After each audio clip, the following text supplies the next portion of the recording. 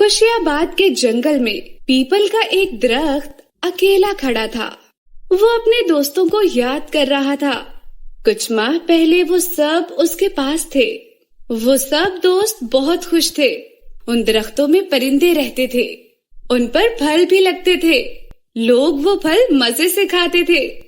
लोग दरख्तों के साए में आराम करते थे। एक दिन वहाँ कुछ लोग आए। उन्होंने चंद घंटों में बहुत से दरख्त काट दिए। वो लोग कटे हुए दरख्तों को ट्रक में लाद कर ले गए। जंगल में पीपल के दरख्त के सिवा कुछ न रहा।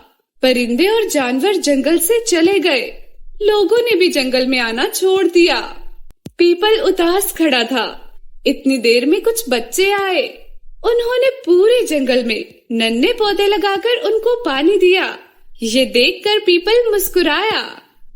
इन प्यारे बच्चों की मेहनत से खुशियाबाद का जंगल फिर से खुश और